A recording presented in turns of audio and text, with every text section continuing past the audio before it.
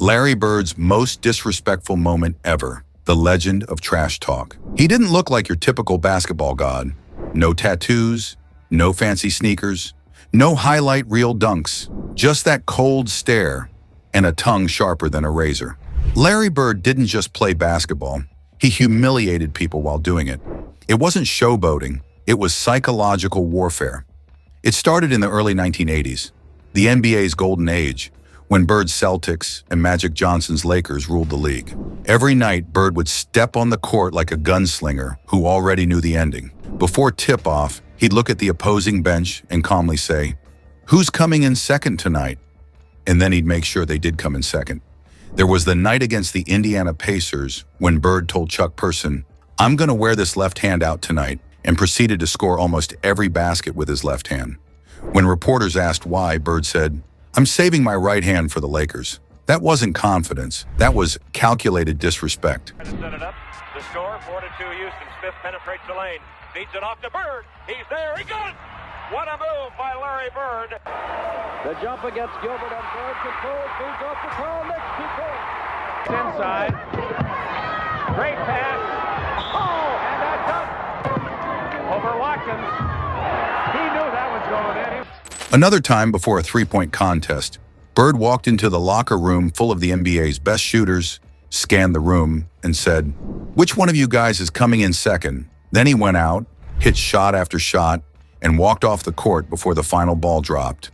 Finger in the air, trophy already claimed. Walking in the locker room, who's playing? Did you really say that? Who's playing for second? Yeah, I did. He didn't just beat you, he told you how he'd do it, and then did it anyway. Opponents hated it, but they also respected it. Magic Johnson once said, "Larry Bird was so good he talked trash to me while torching someone else." Charles Barkley called him the only white guy who could talk trash and actually back it up. And even Michael Jordan, the king of confidence himself, admitted, Larry Bird was a bad man.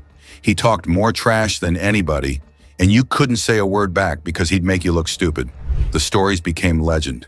Bird telling his defender exactly where he'd shoot from. Right here from the corner, three-pointer, then draining it in his face. Or the time he dropped 60 points on the Hawks and made their bench laugh so hard they got fined by their own coach. Or when he told Xavier McDaniel, "I'm going to get the ball right here and shoot it in your face." And when McDaniel challenged him, Bird smirked, "Yeah, you'll be all over me, but it's still going in." And it did. Swish. Game over. But here's the twist.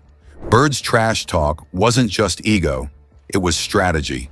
He used it to unnerve defenders, to control the tempo, to live inside their heads. While they burned with anger, Bird stayed ice cold, focused, methodical, lethal. He made basketball a mental battle, and he always won. By the late 80s, Bird had redefined what it meant to be a competitor. His swagger, his sharp wit, and his killer instinct became part of NBA culture itself.